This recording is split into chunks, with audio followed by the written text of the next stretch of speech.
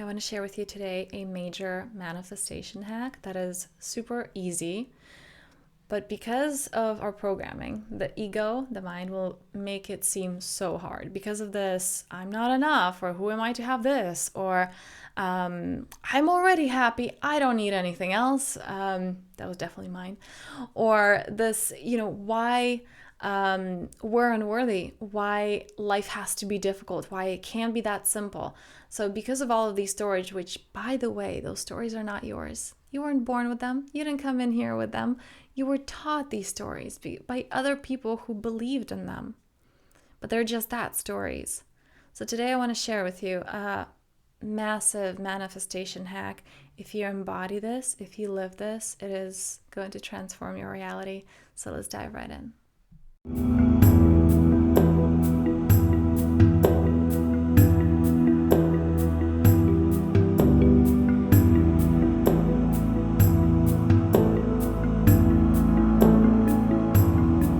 Hello and welcome. So today I'm sharing with you a manifestation hack. Wouldn't you want to know that? So when you start to apply this, I promise you, it will all skyrocket, okay? This one, manifestation hack, which is easier said than done in the sense that it's actually really easy to do. But because so many of us have been taught into unworthiness, into it's gotta be harder, it's gonna be more complicated than that.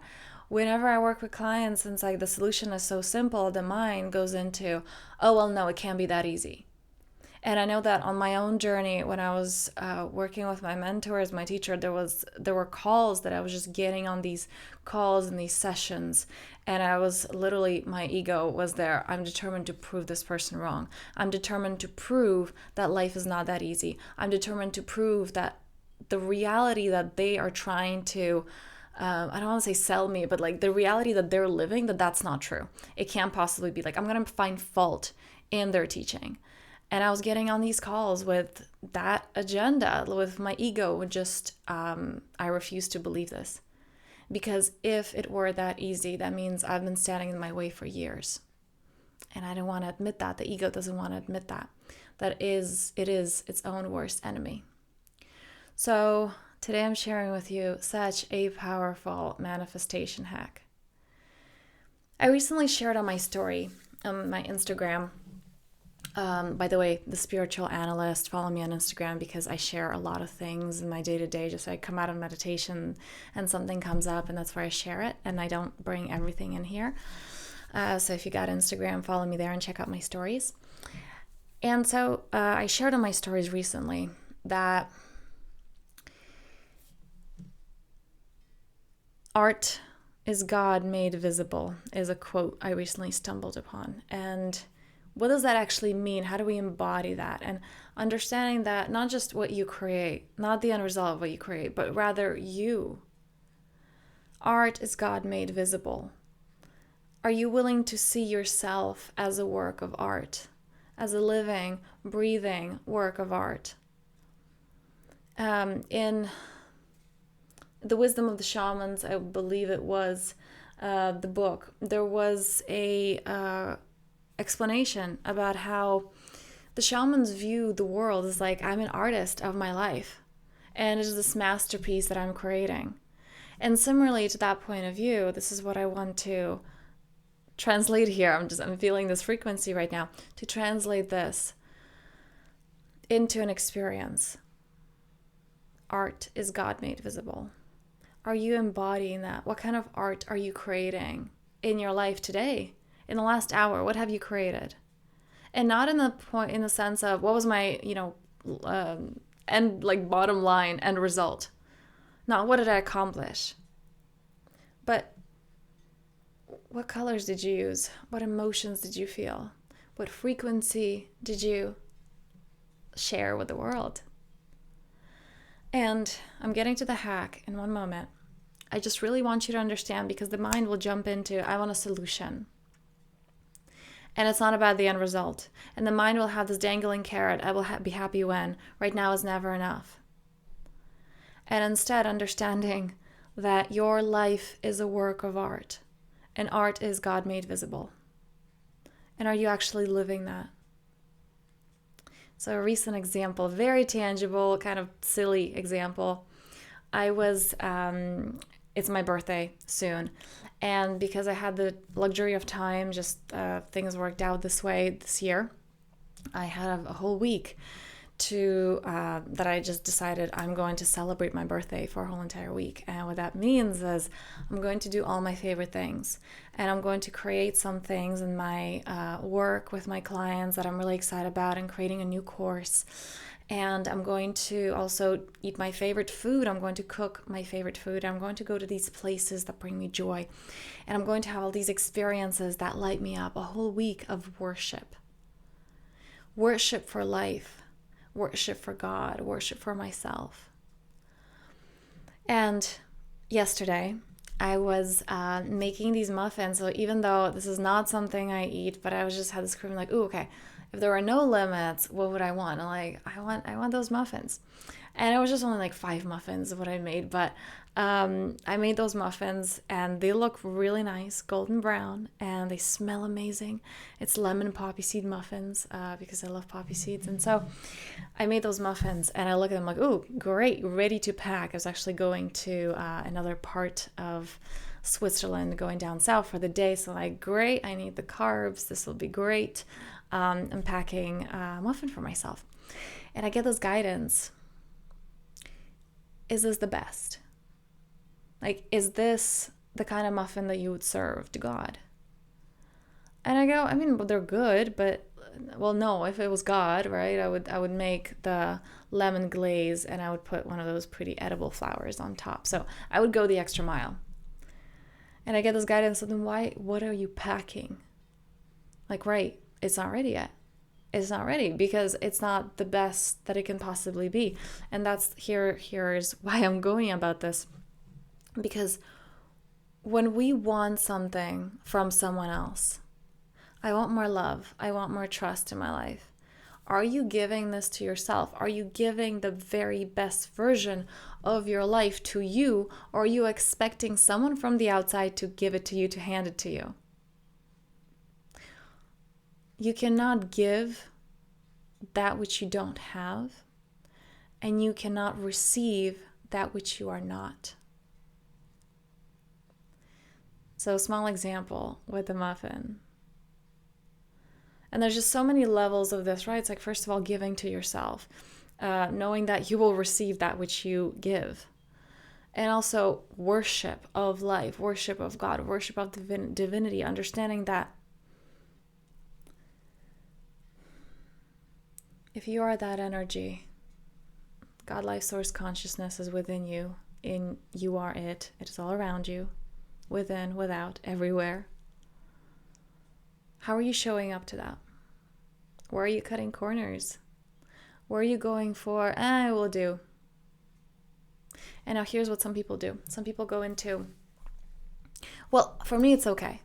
But for others, like, I try hard for others. How many people, when you have guests and you go into, I got to clean my house because it has to look perfect because I'm having guests. Or when you're going on a first date, it's like, well, I'm going to look extra nice, right? What about you? What if there are no guests? What if there's no date? What if there's no, job interview? What if every single moment is that? And some people go into, oh God, well, that's tiring. Like, I got to try my best all the time. Jeez, that's a lot of work. And it's not. It's not, because you get to love it. It's like someone who's passionate about what they do, like an artist, right? And they love the colors, and they love just seeing how all the different colors mix together, and how the effect that it has on the canvas, because it's so different. And that whole process is just so juicy. It's so full of life for the artist. It's not hard work, like 4 hours of that, 5 hours of that straight. It doesn't drain them, it replenishes them. I'm sure you can find something that you do that feels like that, feels exhilarating, feels just, all of life, feels juicy, feels delicious. When you do that, It's not like, oh, Jesus, 5 hours. But for someone who's not into art at all, it'd be like, that's a lot of work. And like, that's not enjoyable to do that for 5 hours. And their thing may be something else. But when we understand why we do what we do, when we understand that, oh my God, I get to worship God through me, through other people, through all of life, then it doesn't come as a burden. Oh gosh, I gotta do this. It comes as I get to do this. Like, oh my God, what? I get to do this? I get to give myself the best? I get to embody that? I get to say yes to things that light me up and say no to things that don't? I have a choice. I get to live my best life. So that's the manifestation hack. Are you actually doing that? Are you giving yourself the best? Or are you waiting for someone else to hand it to you? Or are you there thinking it's noble to give to others? And look, the reality is you can't love anyone else if you don't love yourself. And so many people have argued with me about this. And those are those people who have not tuned into, who have never experienced from, maybe when they were born they experienced it, but from that moment they just got so lost in other people's lack of presence, in other people's inability to love themselves, and they believe that to be true. Thinking, oh no, I love someone, and when I'm giving to them, when I want them to experience the best version of their life, and I'm going to self-abandon, self-sacrifice for that. That isn't true love. Because you're not honoring the love energy that is within you. You're not seeing the God life source consciousness from within you. If there's any bit of sorrow, sadness in those actions, then they're not genuine. If there's I'll be okay as long as this person lives their life better. So many parents have that. I know my parents' generation, a lot of people grew up this way. Just, I'm supposed to sacrifice my life for my kids. And as painful as it may be to hear this, it's people who use their kids as an excuse of why I can't live my best life, why I'm unworthy. Living your purpose comes from giving to yourself fully. And whatever that means for you. I mean, Gandhi, for example, I was just recently reading a book where there was part of his biography mentioned, his giving was just, I want to give everything away, and if you don't need something, then you don't get rid of it. So it's like, if you only need one chair, just have one chair in your home. So complete minimalism, and that was right for him. And for some people, giving to yourself actually means freedom. Isn't that freedom? Is I love having things that replenish me, and pretty things, and things that make me feel good, and pretty pictures around me. And I like to have a nice dining table with 6 chairs, or 20 chairs. So whatever that is, and that's okay too. You came here to be the most perfect expression of you. How can you be more you? And this begins, manifesting all of this, creating all of this, begins with loving yourself so fully. So how can you do that today? And now, side note, from next Monday, there will be a free event, 3 Secrets to Everlasting Peace. Because how do we come back to the center? How do we come back to, I am worthy? There is that God life source consciousness within me. And like I said, with that example with the artist, from that place of just knowing, this is what I am. The giving to it, the honoring it, the worshiping comes so easy because you have a very, very clear why. And so that is the gift that I want to share with you in this 3-day challenge. Every single day there will be a new video, and you will be encouraged to take the action step. This is why it's called the challenge.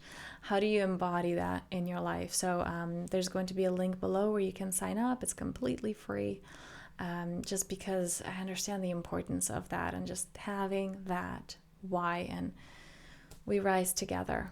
So I thank you for being here. I thank you for doing the work. I thank you for creating that ripple effect. And living that, just embodying that, not only in your life, but again, that ripple effect that you're impacting all people in your life. You're impacting strangers when you're really living in that light. So thank you, and I will see you in the next one.